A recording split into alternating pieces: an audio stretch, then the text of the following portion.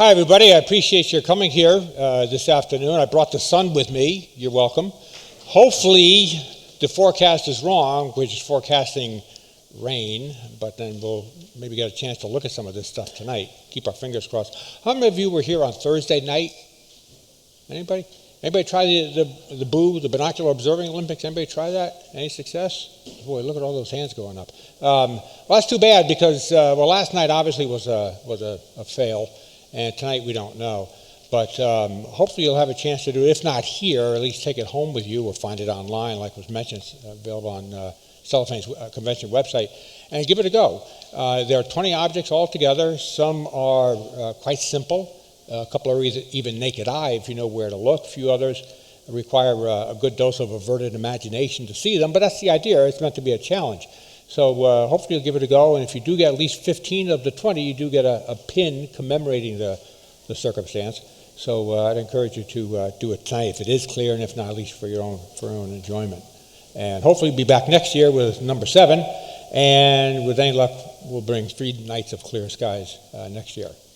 So, Lee, something for me? What's that? Okay, thank you. Oh, that's a good one. Okay, good. Thank you.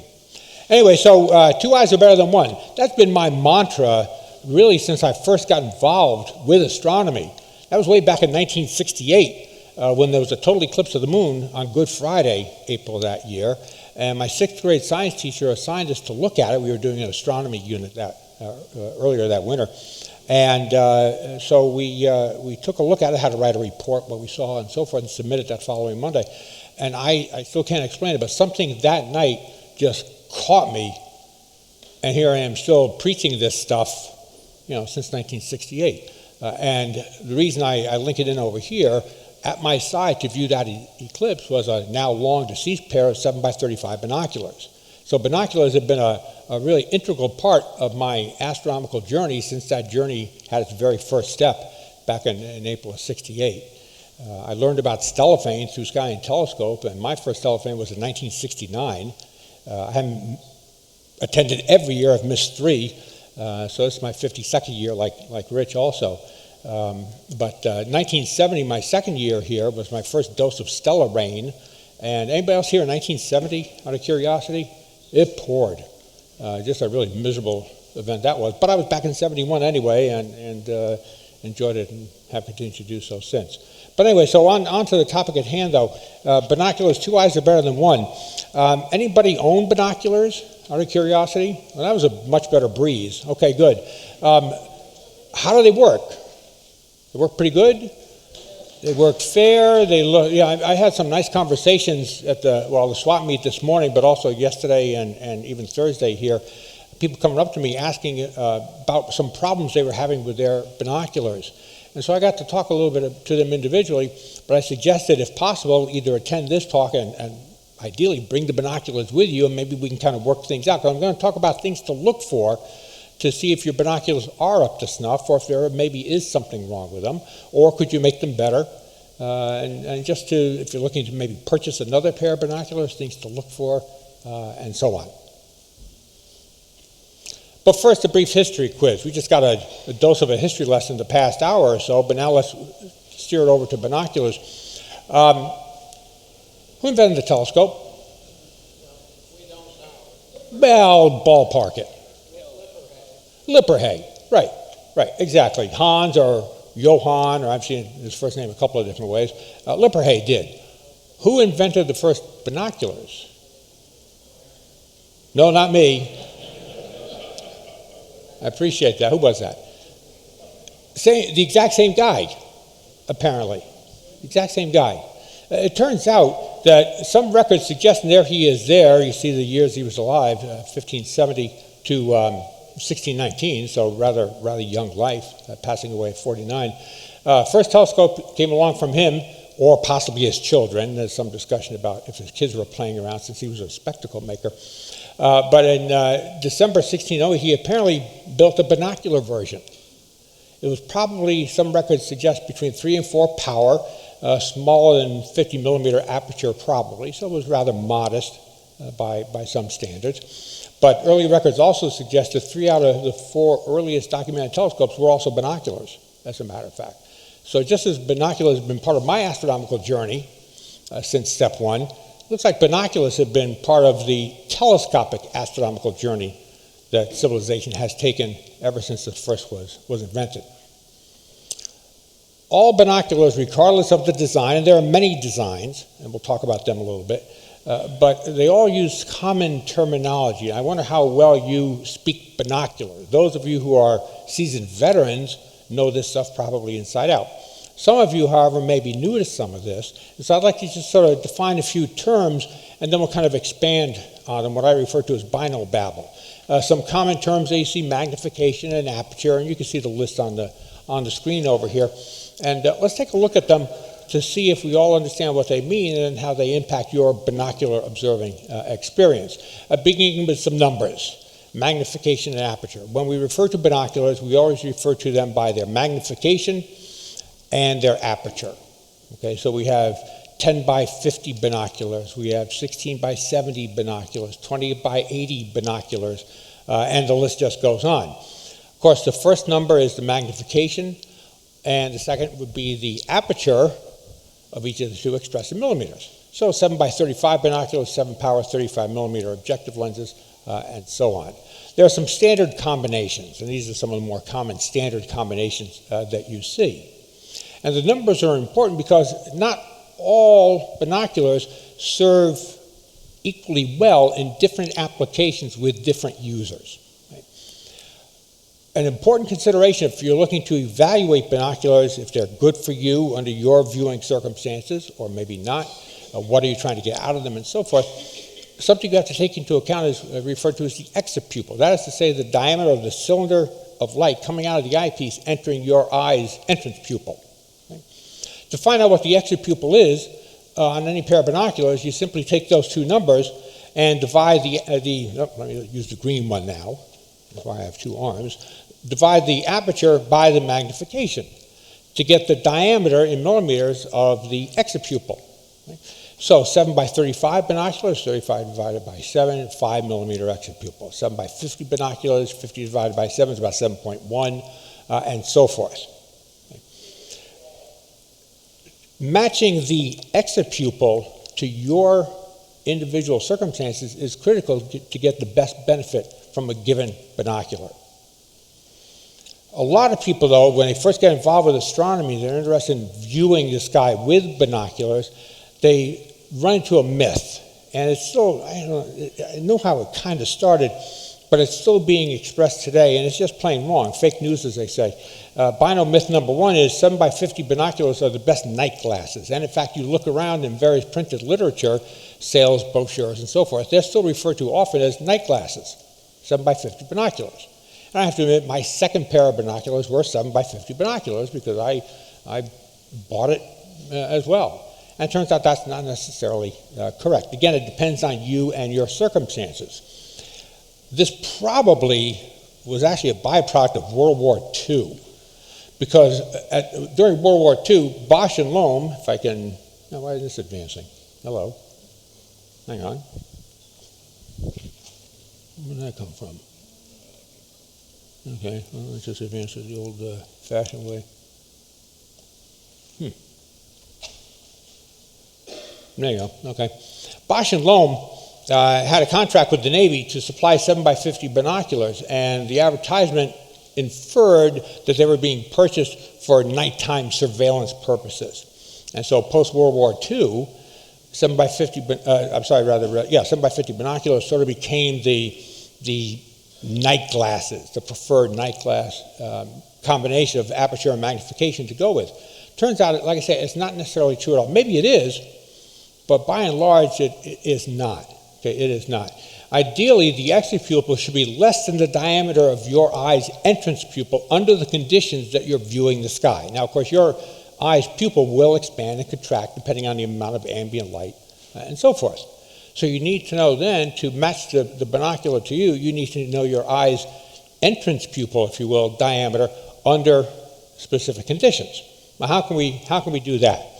Here you can see, for instance, from Henry Paul's book that came out, Binoculars and All-Purpose Telescopes, back in the 1960s. You can see an example he had with the light coming from the eyepiece of a binocular, first On the left over here, dark sky conditions and young eyes. The eyes are fully dilated.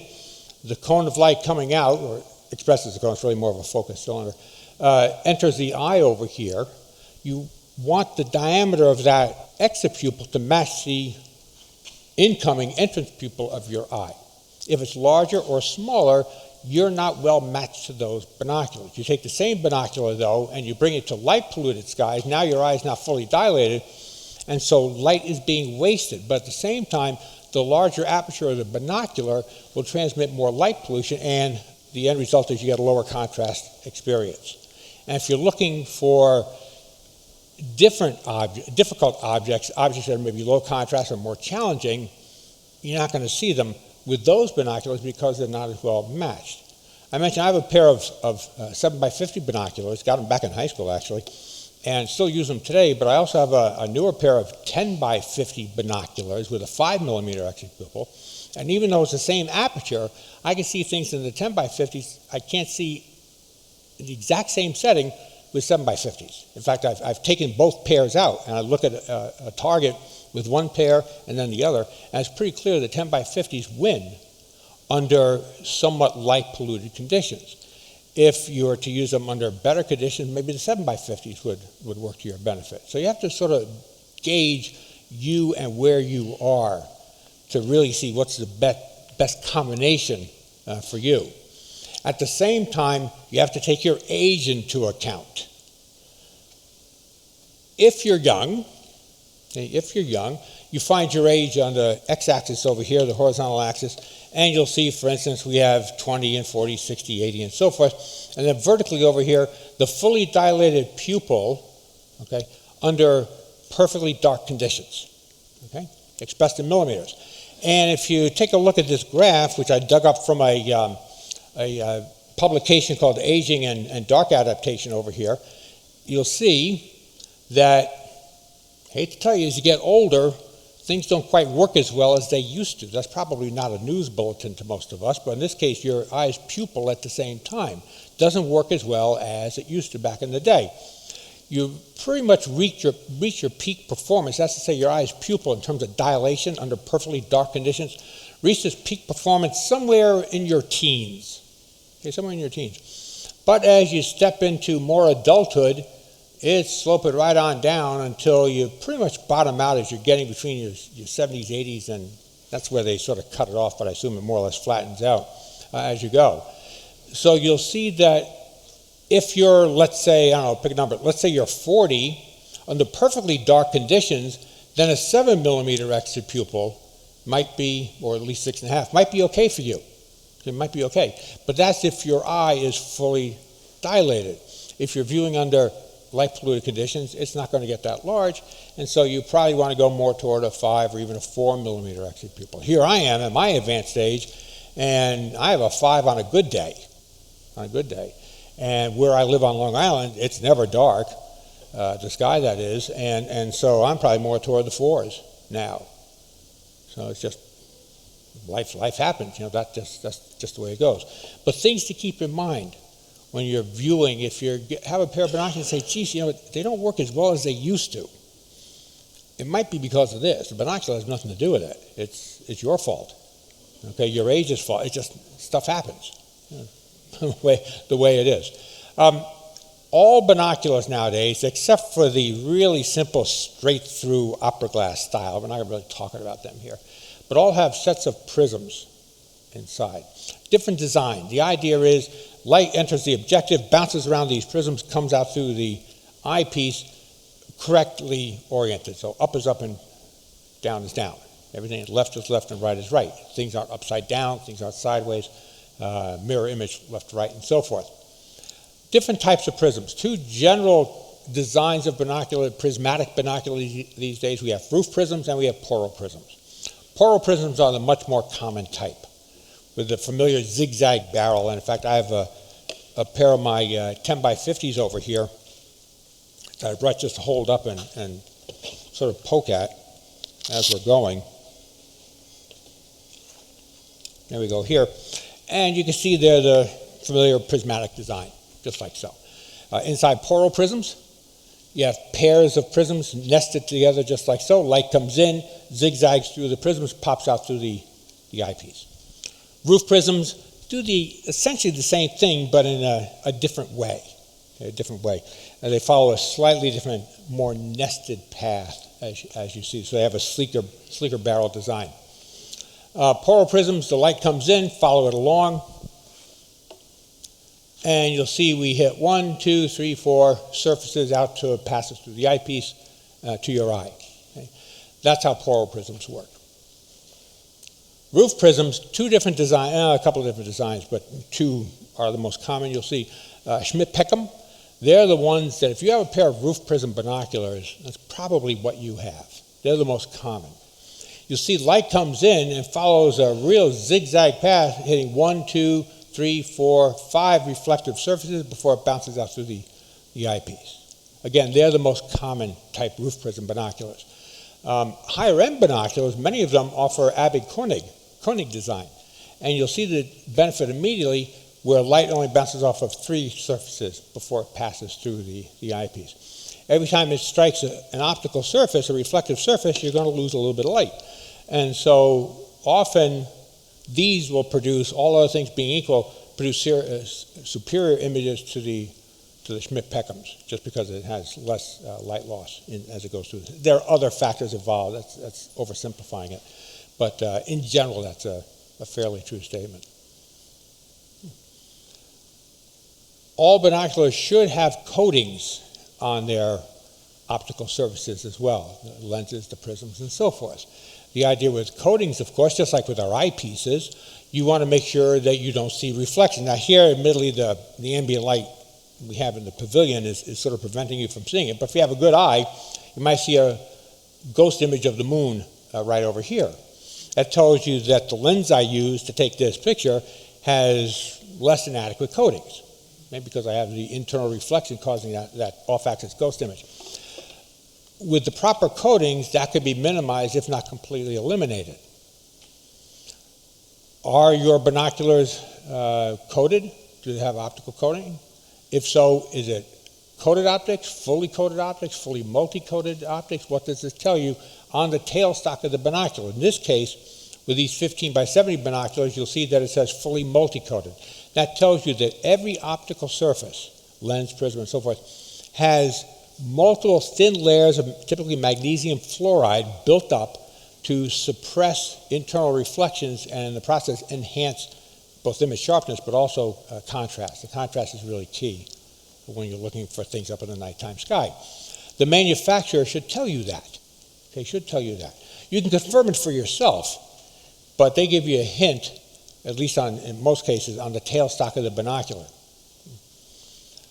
If your binoculars say coated optics, okay, you have to read between the lines a little bit. That tells you that there's a single layer of, again, it's typically magnesium fluoride, a single layer of magnesium fluoride on at least one lens. They don't tell you which lens, but at least on one, coated optics.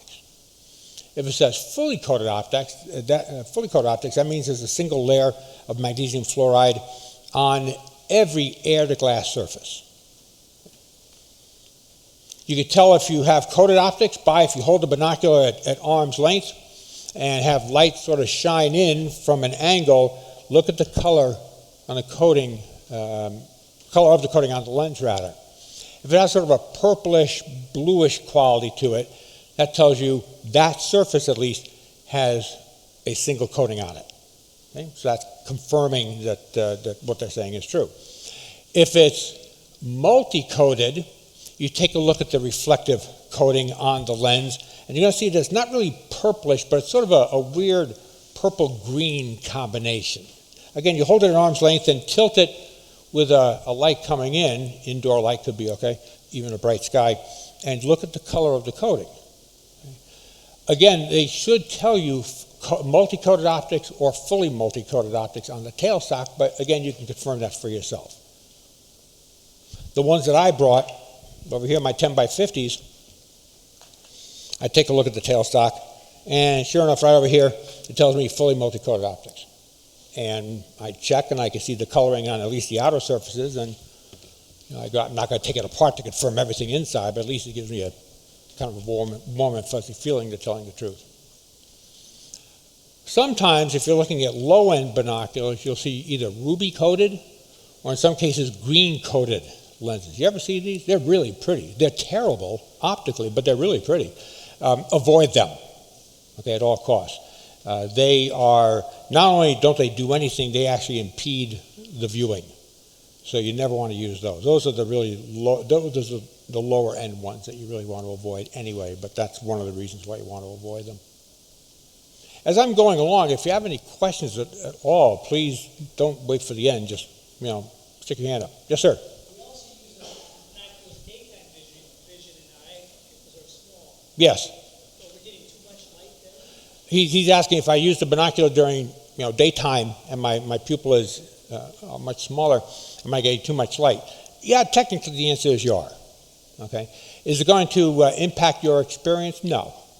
No, probably not. Because what are you looking for during the daytime? You're looking for things that are probably more obvious as opposed to, let's say, a very low contrast 10th magnitude galaxy, things like that. It doesn't enter into it as much as it would at nighttime. Okay, so that's a good question, but that's at least been my experience. Yeah, Scott? This may be in the ruby-coated category, but many department stores, just like blue binoculars, but they're amber-coated. Amber-coated, yeah, okay, so amber-coated. Yeah, they're sort of kind of the same thing. Bird watching? Yeah.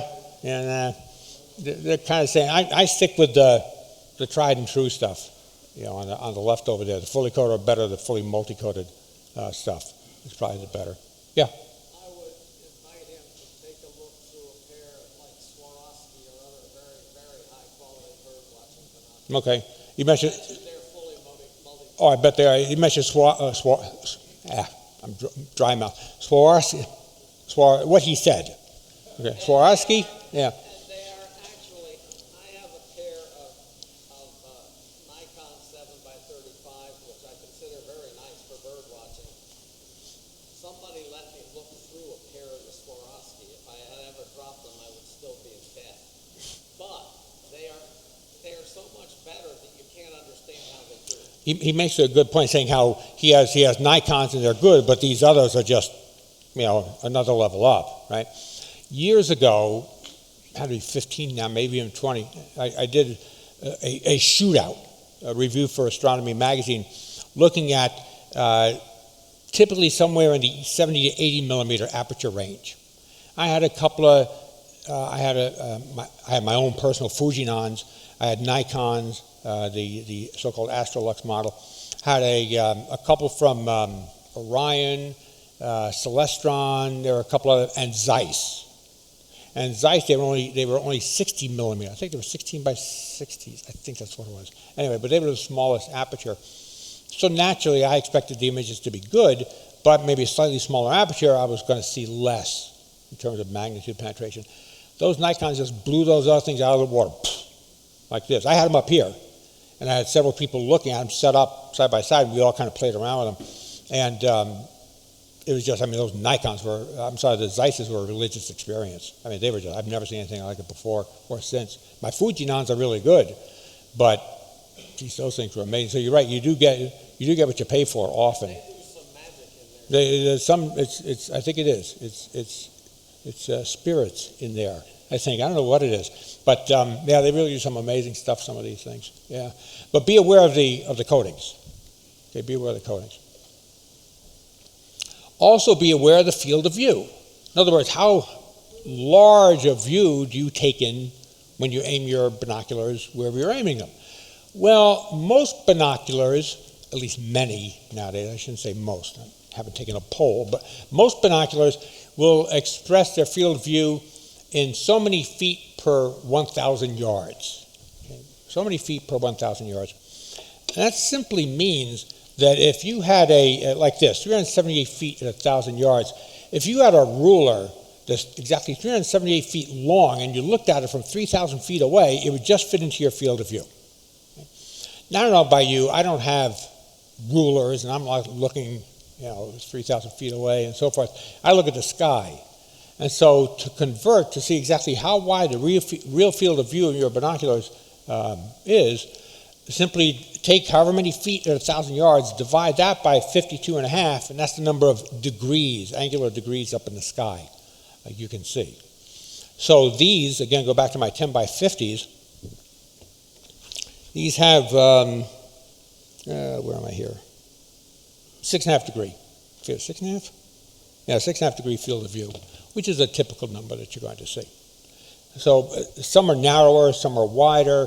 Be a little skeptical about wide-angle binoculars because they take in a huge amount of sky, but you can have a lot of optical fall-off around the edges. The image quality kind of tanks a little bit.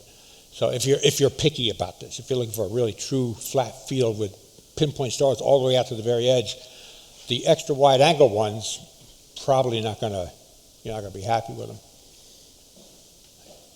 Eye relief. A lot of you, like me, you're wearing glasses, eyeglasses. I take these off, and you're just big blurs all over the place. Okay? But I have simple nearsightedness. I need these to see distance. Okay. If you have simple nearsightedness or farsightedness, in other words, you don't need your glasses on to look through a telescope or a pair of binoculars, take them off. Okay, take them off.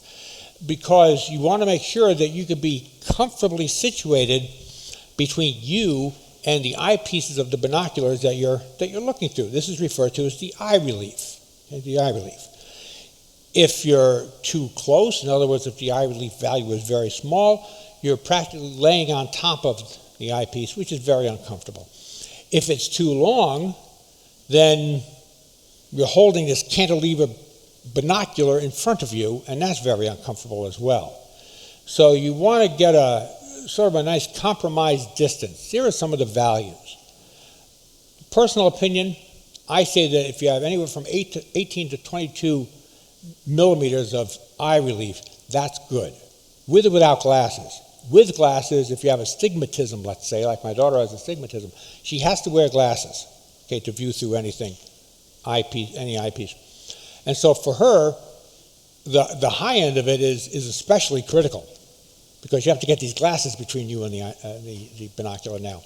If you don't, then 15 to 18 would be okay, but as you start getting smaller and smaller and smaller, they become increasingly uncomfortable. Okay? Most manufacturers don't tell you what that number is. Some do. If you get deep into their tech specs, you will hopefully find it, but many don't. Okay, many don't. But you want to keep in mind what you're looking for, and if you can hunt down the value they tell you, that's a good judge to see if the binocular is going to be comfortable for your experience or not. How can you tell? Okay, how can you tell? Again, the measuring, if you hold a binocular and you have to literally lay on top of it, it's too close. Okay, so you have to sort of play with it back and forth. Yes, sir?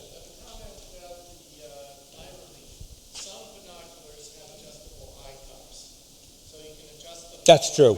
Mm-hmm. Like eyepieces, exactly. They have adjustable eye cups, so you can sort of customize it to you by expanding or contracting these cups as you go. Yeah, that is a good point. Absolutely. Interpupillary distance. How wide-eyed are you? Are your eyes right on top of each other, or are they spread out, across your head?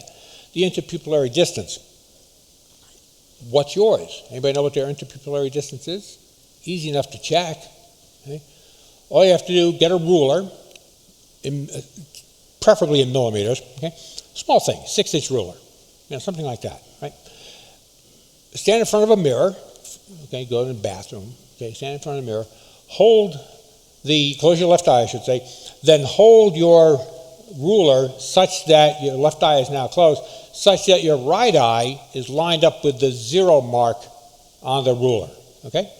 And then simply open your eye and quickly look to see, maybe you want to close your left eye, don't move the ruler, quickly maybe close this eye and look to see where you line up. That's your interpupillary distance. Some binoculars don't have enough adjustment, the central hinge doesn't have enough adjustment to make them compatible with everybody's head.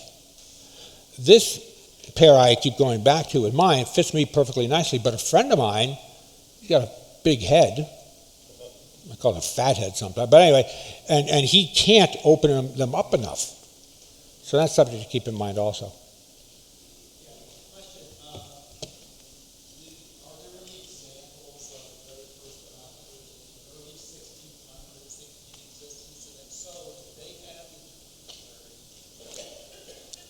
I haven't actually seen, physically seen, I've seen depictions, I'll say, of them.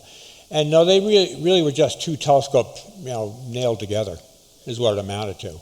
Yeah, no, they didn't. I'm not too sure exactly when that little feature came along. It's a very handy one. But no, the earliest ones were just really two refractors, nailed together is what they amounted to. Yeah. Caveat emptor, absolutely, with binoculars. If you're looking for a pair of binoculars, things to keep in mind. Okay, bino myth number 2: bigger is better. A lot of people say, and I get letters from readers and so forth all the time. I have a pair. I want to get binoculars. I've seen these 25 by 100 binoculars. Are they any good? What do I know? Are they any good? I said, do you have another pair of binoculars? Oh no, I've never had one before. Then don't get. You got to learn to crawl before you can walk, and you got to learn to walk before you can run. So you want to crawl first. I think everybody should have a pair of 10 by 50s. And that pretty much is good for any circumstance as a first pair. If you want to get a little bit larger later on, okay. But again, learn to crawl before you walk.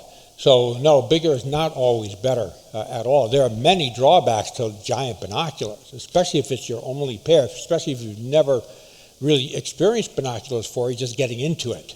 Okay. Here's my daughter holding my Fujian 16 by 70s by hand. You never do that. She's doing this just for more of a joke than anything. But notice how she's cradling them. She's holding the objective lens with her hands. So that's one support. And toward the prisms, they're more or less resting or adjacent to her cheekbones. But she's cradling the weight at the end. If you hold, people typically grab around the prisms. You have this huge cantilevered weight in front of you. And you're going like this because you can't hold the eyepieces, the binoculars rather steadily enough. So in my opinion, and people argue and say, I can hold 15 power binoculars by hand. Like, well, God bless you, because your arms are going to kill you after about 10 minutes of doing that. Or I can hold larger binoculars at 50 power. But again, it's going to hurt after a while. So again, the experience, the enjoyment of the experience is going to dwindle. I think 10 power and 50 millimeter objective should be max for most people. For most people. If you get larger, then now you're talking some sort of an external support. That's critical. But what if you want more power?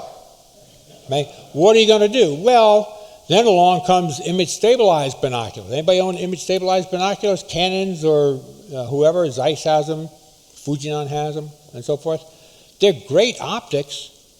But I defy you to hold them steadily for a half hour, just looking for a half hour. I can put my binoculars on a tripod, and they're just happy as anything sitting on that tripod, not moving at all. So while image-stabilized binoculars are great, and the optics are outstanding in these,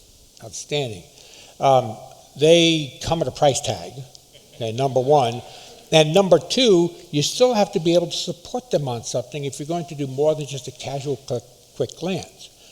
And further, let's say you're doing the binocular observing Olympics. You don't have the binoculars on some sort of a support, and you're looking at my finder chart to try to find whatever it is you're looking for, whatever object it is. Well, let's see, I'm going to star hop just like you do with a telescope, the old-fashioned way, star hop point to point to point. You have to put the binocular down every time, look at the chart, pick up the binocular, go back to where you were, and then you proceed to the next step. Where do I go from there? I don't remember. Put them back down again, find the chart, go back, and you're going back. It's going to take you 45 minutes to find one thing, doing it that way. And so while these are great, make no mistake about it, I love the optics, outstanding. But if you're going to have a long viewing session, holding them up, they still weigh something, and that could start really killing your arms after a while.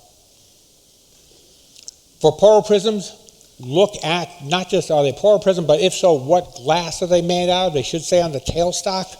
They do over here. In this case, see where it says BAK4 prisms? Okay?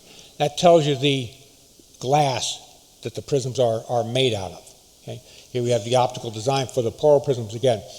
BAK4, better light transmission. BK7, lower end binoculars, less expensive binoculars, cheaper prisms, cheaper glass that is, to make the prisms. you will lose some of the light through because they require surfaces to be, reflective surfaces in the prism assembly to be aluminized, whereas the higher index of refraction of BAK4 glass has total internal reflection and it makes its way through without any aluminized surface. Every time you strike an aluminized surface, you're going to lose a little light.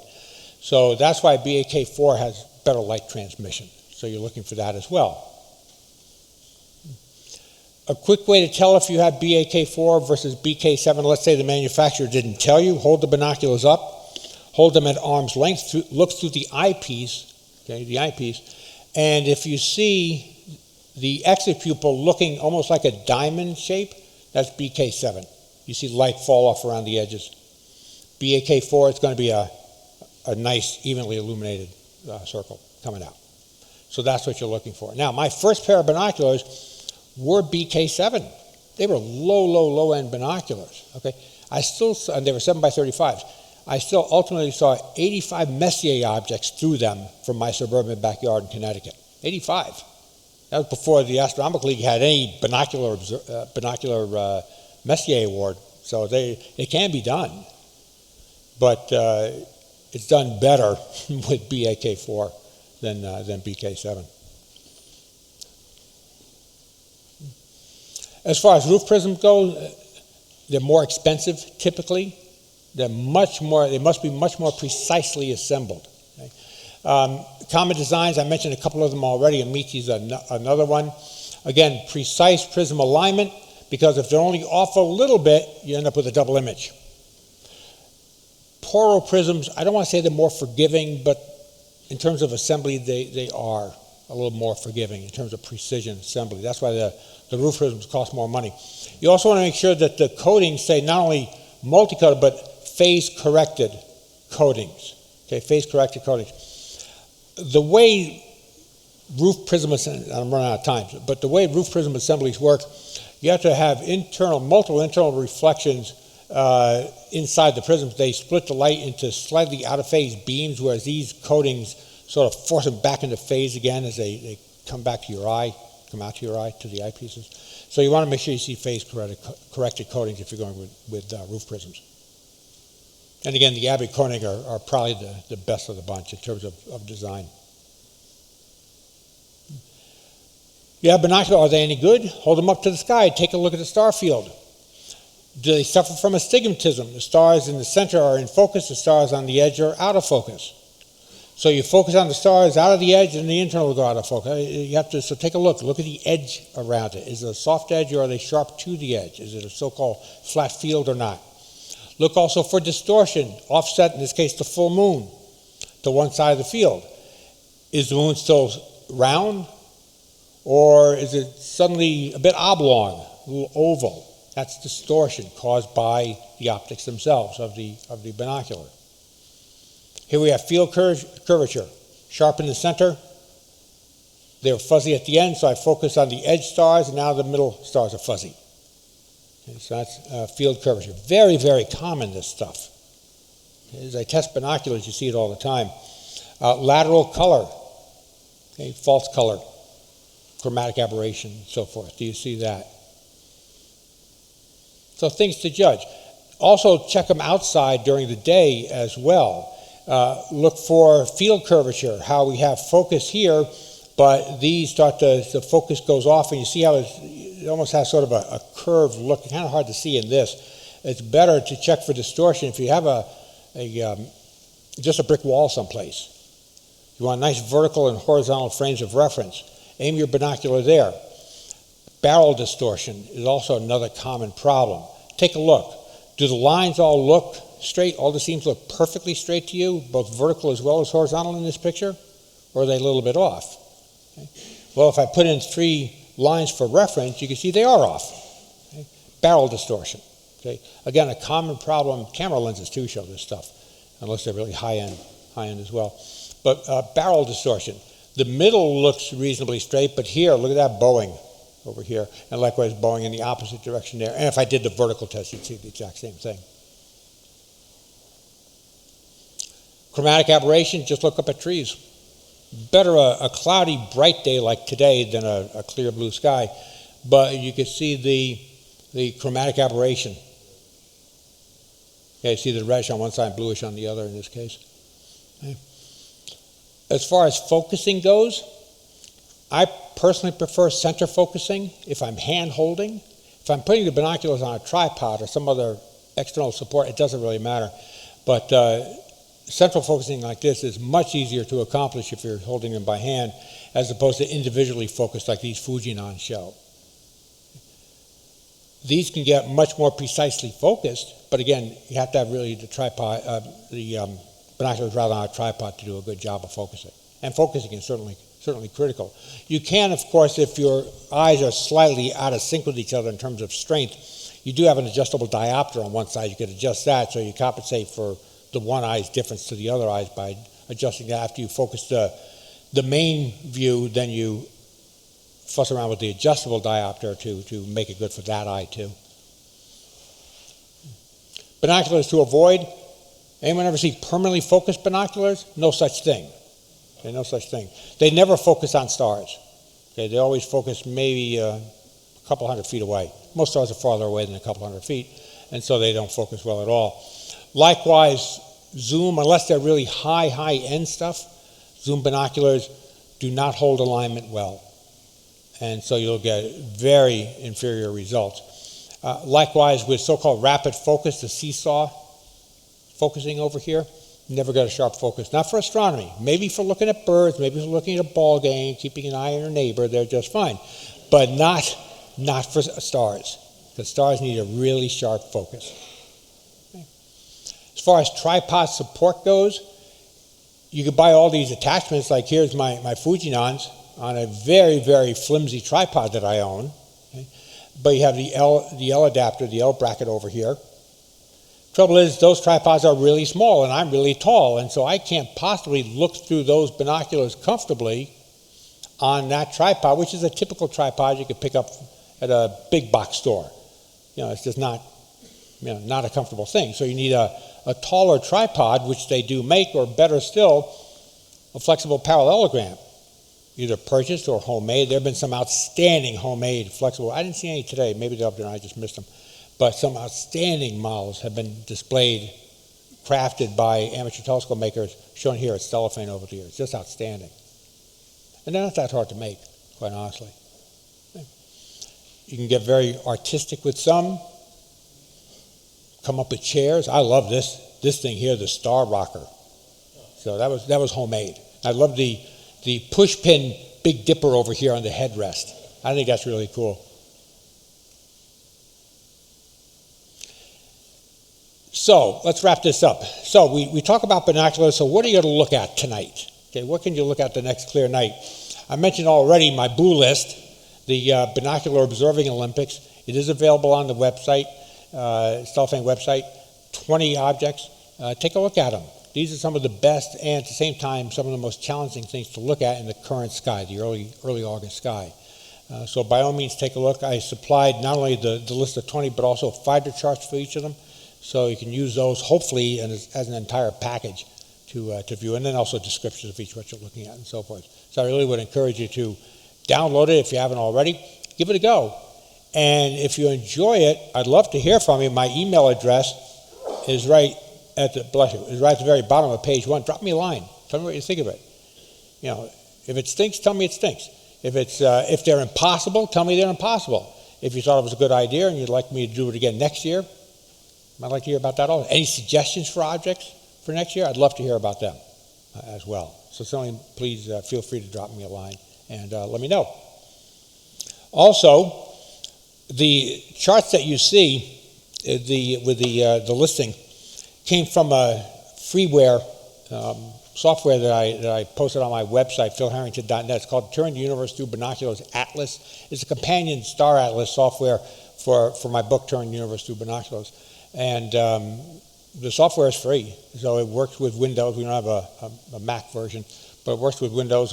Originally designed for Windows, what was it, Windows 98? No, Windows 95, I think even. Oh, geez. But it does work, even with, I think also 11. I'm running 10 still, but I think it works with 11 also. But anyway, so certainly take a look at that as well. And that is it. Questions about anything at all I touched upon? Shoot. The BK7 prisms that make that diamond Yeah. shape, why does that happen? It's light fall off because the way the prisms are aluminized, you have light fall off around the edges as it goes through the system. Yeah. At least that's as I understand it. Yeah. Anybody else? There was another hand? Please. As eyeglass wearer with very little astigmatism, like to observe without the glasses through binoculars. I find it almost impossible to find a spec on the available in focus. I need to go to -8 prescription to get them to focus. And there are very few binoculars that actually in focus that far. There is a list on cloudy nights where people have been trying to post the listing of what they found on various binoculars. I'm not familiar with the list on cloudy nights, but interesting, you can't find it any other way. The manufacturers don't. The manufacturers very few and far between list anything. Of course, the eye relief isn't usually listed, neither is the in focus. Interesting. Okay. Anything else? Eileen? I have very close eyes, and I always have to compromise because I can never get binoculars. So Close enough. Yeah, I mean, should both fields of view overlap? Yeah, pretty much. He's asking if you have close-set eyes, you can't quite get them close enough. Should the fields of view overlap between the two, and you get a single experience? Yeah, that's the idea of them. Why don't you try mine after? They actually go kind of close together. But anyway. One of the arc second, if it's a little bit off, you see two visions looking through each one. Okay. Good. I'm glad you actually. I thought I had a slide on that, and I guess I didn't. So in other words, they're out of collimation. Yeah. The two sides. Here's what to do. Where are my binoculars? I thought I had a slide there. Darn it. Easy test that Henry Paul published, and it works beautifully. Binoculars. Your brain, when it receives two signals, one per eye, your brain wants two just about identical images. And it will go to great length, your brain, to get two identical images. Otherwise, it's very uncomfortable and you end up with a headache. So here's what you do to find out if these things are collimated or not collimated. Okay? Find preferably a vertical, again, brick wall is really good for this, but a tree is just as good. Okay? Or some other, a wall, whatever, vertical surface, flagpole, whoever. Take a look at it. Okay? Open your hand. Cover one side. Doesn't matter which side. Cover one side. Okay? Look at it. And then, without really thinking about it, quick put your hand away. For a fraction of a second, if these things are out of alignment, for a fraction of a second, you'll see two trees. And then your brain will snap it together again. Okay? You got to trick your brain. Okay? So you do this, and do it a few times. If you say, gee, I'm not too sure, keep repeating it. And if they are out of alignment, you will see for a fraction of a second, two.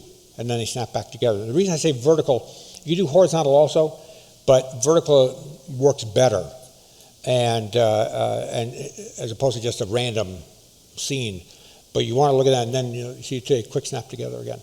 If your binoculars are out of collimation and use them for a long time, you're going to get a wicked headache. Because I had 7x50 binoculars that were out of collimation. A friend of mine gave me a pair of binoculars like that, and every time he looked at it, you saw two different things. Yeah. He couldn't line them up. So let's say you find, again, I want to run out of time, but let's say you find they are out of alignment. Now what do you do? Okay, what do you do? You have a couple of choices.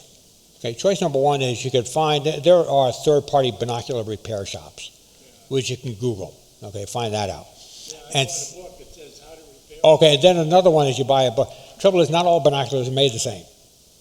Okay, so my 16x70 Fujinons are out of collimation right now. Okay, I'm not going to start doing exploratory surgery on those binoculars. I would maybe on these, but not on those. So I contacted Fujinon. They have one certified repair shop all the way in, I think it's Arizona, that for about $400, they'll take it apart, they'll rip the guts out of it, they'll clean everything, they'll put it all together, they'll collimate it, send it back to me. 3 years later, I still haven't done it, but I really have to because they are good binoculars. But, that, or like I say, you could do exploratory surgery, and then you buy another pair of binoculars when you can't get it back together again. That's, one of the drawbacks. Some of these things are glued together. The lower end stuff, forget it, you're done. Sure. Dave. Hello. Hey, Dave. How you doing, Dave? Almost 4 years ago, I got a pair of the Canon 15 by 50 IS. Okay. I have used those more than any other of the telescopes and binoculars that I own. I use them constantly. I had a pretty good knowledge of the sky. My knowledge of the sky is great now because I constantly reinforce it. And I did the binocular Olympics on Thursday night. Good for you. The flying bootlaces. You like the flying bootleggers? And I thought, you got to be kidding. And then I And saw there they it. are. Yeah. That's John Davis. Okay, John Davis he was a Stellafane for decades, John was. He passed away a few years ago. But he had the most creative mind when it came to asterisms. And I counted John as a friend. And every year I want to include a Davis asterism in my boo list. And for as many years as I'll be doing this, I'm doing that, just in his memory and honor. So yeah, the flying bootlaces are just a couple of lines of faint stars up towards Cygnus. Fish on the platter. Fish on a platter is tough. That's a dark nebula in this year's. Good luck. That was tough.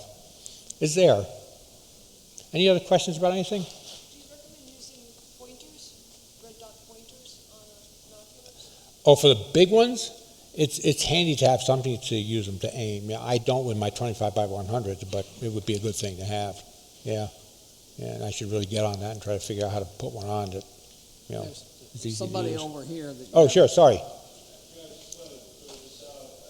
pair of 100 by 20 binoculars, which are great for comets, and I use them for the total eclipse. Mm-hmm. But I have a tripod, and I found it really kind of awkward. So what I did is I built a mini Dobsonian mount and put that on the tripod, and then I can just. That's great. It's kind of like this flexible parallelogram thing. Oh, wait a minute. I'm about to turn into a pumpkin. I'm beeping over here. So first that was my pacemaker. But anything you can do to make it more comfortable, absolutely go for it. Yeah. It's very effective. Yeah, absolutely. These, One more quick. Sorry. What about the binoculars that have like the 45-degree eyepieces? Like looking at. Don't have enough time. I have some pros and cons. Okay, pros and cons. Thank you very much.